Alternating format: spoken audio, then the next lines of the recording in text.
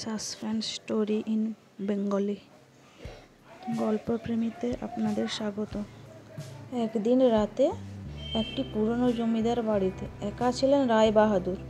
জমিদার বাড়িটি বেশ পুরনো এবং জনশূন্য ছিল। রায় বাহাদুর বাড়িতে একা থাকতে ভালোবাসতেন, কিন্তু আজ তার মনটা একটু খারাপ লাগছিল। হঠাৎ তিনি একটা চাপা কান্নার শব্দ শুনতে পেলেন। শব্দটা যেন কোথা থেকে আসছে তিনি বুঝতে পারছিলেন না। তিনি উঠে দাঁড়িয়ে দরজা খুললেন, কিন্তু বাইরে কেউ নেই। শব্দটা আবার শোনা গেল, এবারে একটু স্পষ্ট। রায় বাহাদুর বুঝতে পারলেন শব্দটি আসছে ওপরের ঘর থেকে। তিনি ধীরে ধীরে সিঁড়ি বেয়ে উপরে উঠলেন। ঘরটির দরজা বন্ধ ছিল, কিন্তু ভেতর থেকে কান্নার শব্দ আসছিল।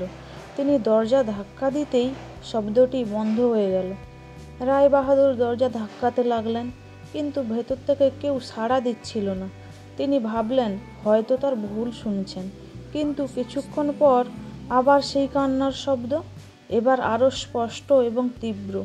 তিনি দরজা ভেঙে ভেতরে ঢুকলেন। ঘরটি অন্ধকার ছিল, শুধু একটা মোমবাতি জ্বলছিল। মোমবাতির আলোয় তিনি দেখলেন একটি সাদা শাড়ি পরা মহিলা খাটের ওপর বসে কাঁদছেন। রায় বাহাদুর এগিয়ে গিয়ে মহিলার দিকে তাকালেন। মহিলা মুখ তুলে তার দিকে তাকালেন।